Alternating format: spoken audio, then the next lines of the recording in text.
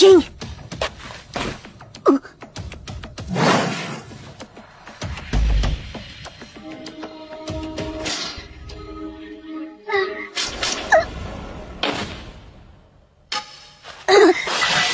Kumusta kayo? May slot machine sa loob ng bibig ko. May numero ito mula 1 to 9. Para sa bawat numero, may katumbas na ibang sandata. At alam niyo ba ang tawag dito? Ito ang crazy slot. Dali, bigyan mo kami ng maganda. 4! Kabulsit ang pangit nito. Manahimik ka nga. Dapat ka magpasalamat ka pa.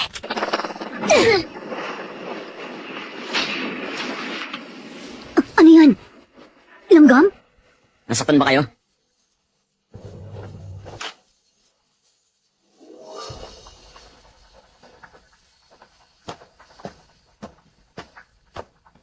Siya na ba? Si Jing?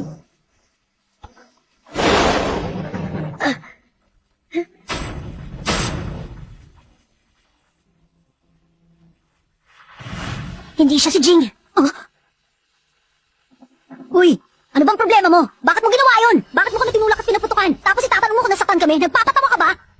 Nagpapatawa. Seryosong seryoso ko. Kung hindi ko ginawa yun, tsak na inatake na kayo ng mga mapanganib na insektong yan. Sino bang tinutukoy mo? Yung mga langgam na binaril mo? Sila ba?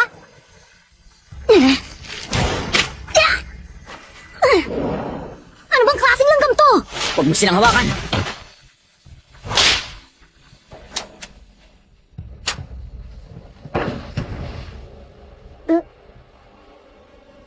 Malayo yan sa karaniwang langgam na alam nyo. Mga Chimera ant yan. Chimera ant? Kumakain sila ng laman, agresibo at lubang mapanganib na mga insektong nasa ilalim ngayon ng level 1 quarantine. May mga pagkakataon na inaatake nila kahit tao. Ngayon lang, hindi nyo man lang namalayan na nakatayo kayo mismo sa ibabaw ng punso nila. Kung hindi ko kayo inilis dun kagad at sinira ang bahay nila, malamang dinumog na kayo ng daan-daang Chimera ant at nasa bitukan na nila kayo. Pakiramdam ko, parang nangyari na to noon.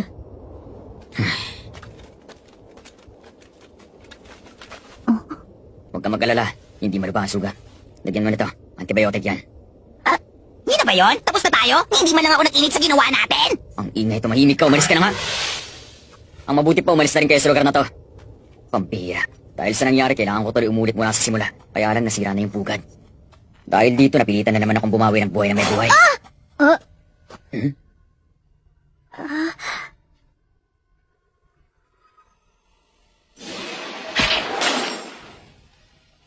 Pampihira. Dahil dito, napilitan na naman akong bumawi ng buhay na may buhay. Posible kayang... Kayo yun! Yung nagligtas sa akin nung bata pa ako! Naalala niyo ba ako? Nung bata ka? Matagal na yun! Sa Whale Island! Nung naligaw ako sa teritoryo ng isang fox bear at ng baby niya! Whale Island? Kasi po, ganun din ang sinabi niyo sa akin nun, na dahil sa akin, nakapatay kayo.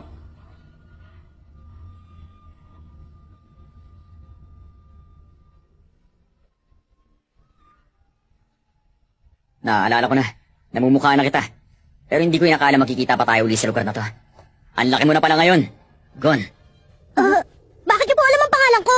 Sinabi sa akin ng tatay mo. Ni Jing. Oh? Kilala niyo po, si Jing? Oo nga pala. Ang pangalan ko ay Kite. Si Jing. Master ko siya.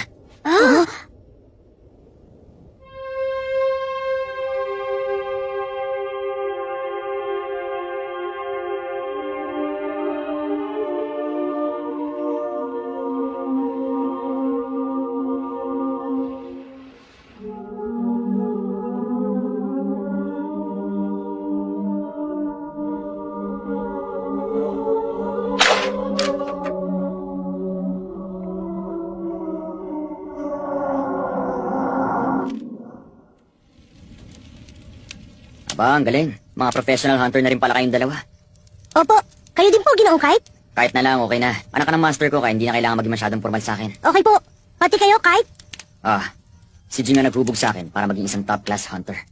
Hindi ko lang siya teacher, kundi tagapangalaga na rin.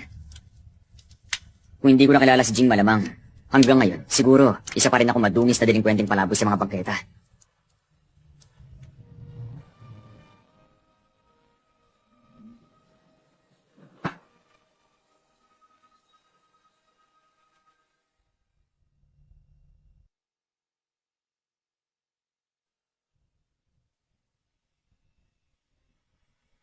Hoy, bumalik ka rito! Walang yan sampid ka! Nakuha pa niya yung kinapay na pinaghiratakuan natin! Hindi ka makakataka sa amin ngayon! Ibalik ko yan! Ibalik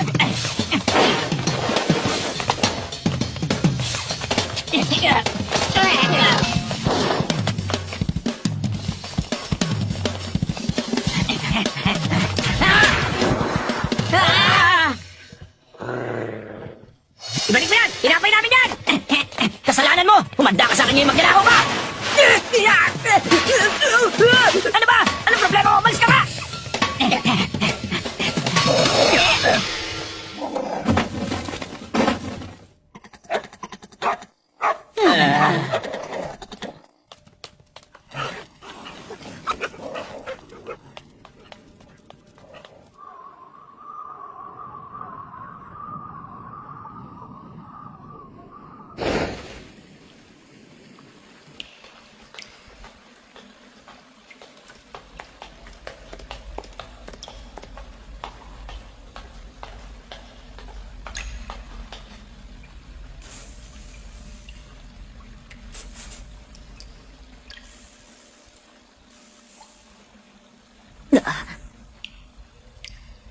Uy, ikaw, mga kaibigan mo ba ang mga makukulit na ito?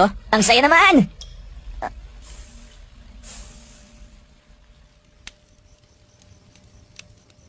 Talaga?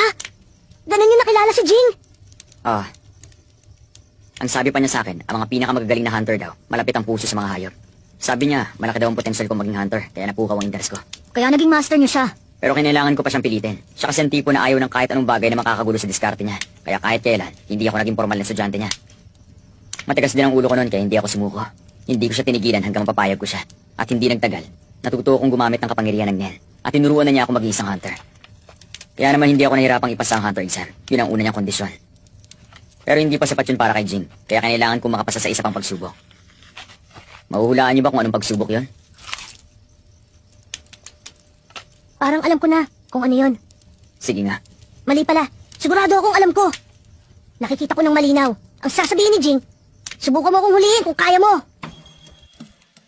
Ang galing mo. Yun na mismo. Sabi ko na eh, yun din ang ginawa niya sa akin. Sa lahat ng mga nakilala kong hunter, para sa akin, si Jing pa rin ang pinakamagaling na hunter sa buong mundo. Kaya alam kong ang hanapin siya, ang magiging pinakamahirap na pagsubok ko. Wala siyang niiwang kahit konting bakas at wala akong mahanap na kahit sino nakakita sa kanya. Para bang nagawa niyang burahin ang pag-iral niya sa ibabaw ng planeta. Parang isang super advanced na uri ng Zetsu. Pagkatapos po, ano nangyari sa inyo? Siyempre nahirapan ako ng gusto dahil wala talaga ako mahagilap na kahit anong bakas niya. Kaya naisip kong pumunta sa tirahan niya. Sa Whale Island. At ayun, doon nga tayo una nakita. Gone. Pero nung panahon yun, hindi ko alam na anak ka pala ni Jing. Nagkataon lang ang lahat. Saka ko na lang nalaman nung nahanap ko siya. At naikwento ko nangyari sa akin sa Whale Island.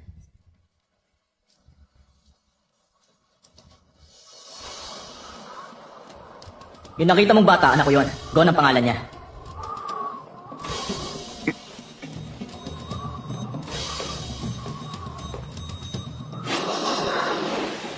Salamat at pinangaralan mo siya. Kahit sino namang may utak, dapat alam yun. Hindi ka dapat pumapasok sa teritoryo ng Fox Bear, lalo na pag may bagong silang sila. Nakakatawa, parang hindi man lang siya nagulat na pumunta ako sa Whale Island at sa lahat ng pwede kong makita anak pa niya. Para bang inasahan na niya mangyayari ang lahat ng yun. Napapaisip nga ako ngayon, kung bahagi ba talaga ang lahat ng yun ang plano ni Jing na dapat mangyari.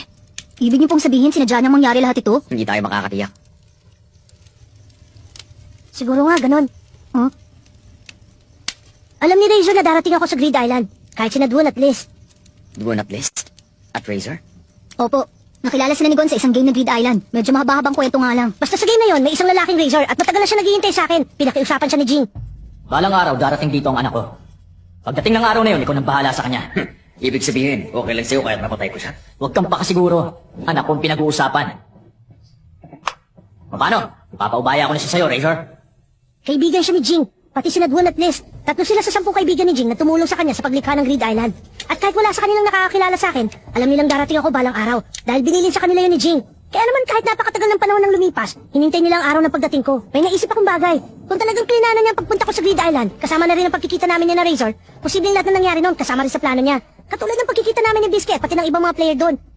Kung tama ang hinala mo, ibig sabihin posibleng pati ang pagkikita niya ni Kite dito ngayon, bahagi din ng plano niya, hindi ba? Oo nga.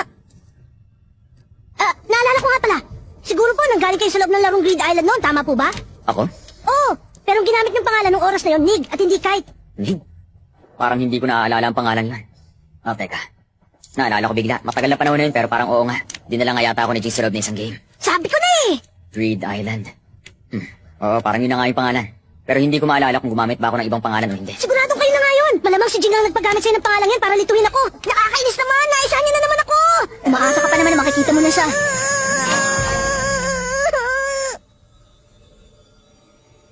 Talaga kayang tama ang ginawa namin? Kay Gon?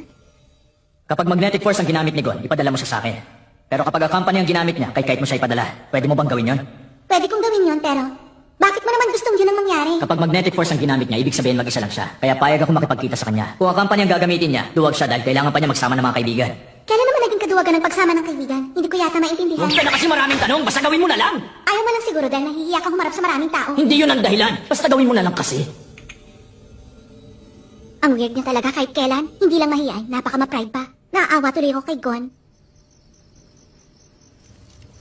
Ganun pala. Lumalabas nga na yung larong Greed Island, nilikha niya talaga para lang sa isang dahilan. At yun ay para mas palakasin pa kayong dalawa. Hindi ako kasama, si Gon lang malamang. Bumuntot lang ako sa kanya para makisaya. Posibleng kasama din sa plano niya na magkita tayo at sumama ka sa akin. Pati ako? Hindi parang imposible na yun. Pero, siguradong hindi lang nagkataon tong pagkikita natin dito ngayon. Oo, tingin ko rin nga. Malamang may mas malalim na kahulugan ng lahat ng ito. Paano naman? Bahagi ng plano ni Jing na hintayin ka ni Razer sa loob ng game para gawin ka mas malakas, hindi ba? Kaya kung kasama sa plano niyang pagtagpuin kay ni Kite, natural lang na isipin may mahalagang papel din siyang dapat gampanan sa buhay mo. Mahalagang papel. Ang huling pagsubok niyo para maging hunter, dapat mahanap si Jing, tama? Tama yon. Parang napakahirap na pagsubok kung iisipin. Hindi lang eksperto sa paghanap ang pinakamagagaling na hunter sa buong mundo. Bahagi din ng mga pangunahing kakayahan nila ang pagtatago. Pero nagawa niyo pa rin matagpuan siya. Oo nga, napakagaling niyo po talaga. Nung maipasa niyo ang huling niyang pagsubok, doon na siguro napagpasyahan na karapat-dapat kayo para sa gagawin niya. Karapat-dapat siya? Para saan? Hindi ko rin alam. Makikita rin natin. Malamang.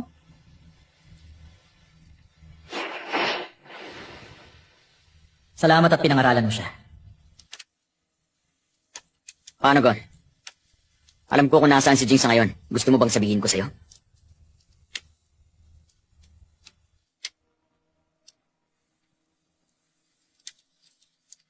Huwag na po. Hahanapin ko siya sa sarili ko. Magandang sagot yan. Pero kwentuhan niyo pa po kami tungkol kay Jing. Kung pwede, ikwento niyo po lahat ng alam niyo sa kanya.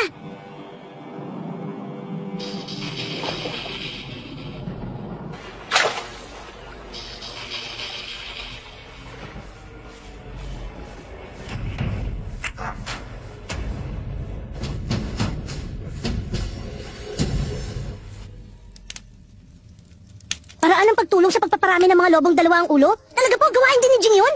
Oo, pati yun. Malawak at napakarami talaga ng mga kinasasangkutan na hunter activities, Jing. Sa totoo lang, tinatamad lang kasi siya magsumite ng formal na aplikasyon pero qualified na siya maging triple star hunter sa dami ng serbisyo na gawa niya. Triple Star Hunter?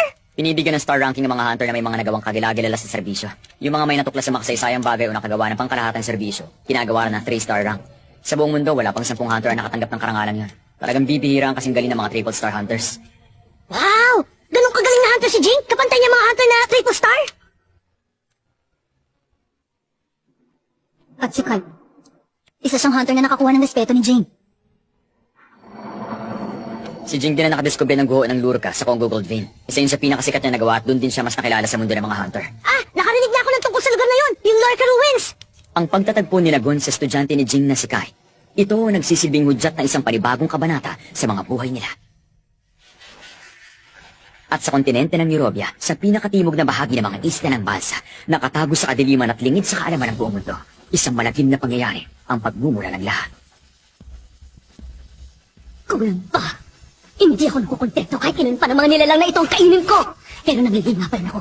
Kailangan maging kalmado. Ang importante sa akin makabawi ako ng lakas. Kailangan kong gumaling bago ko may patupad ang susunod na hakbang. May tungkulin akong kailangan may patupad. Kailangan ko maisira ang hari. Sapagkat ako ang reyna.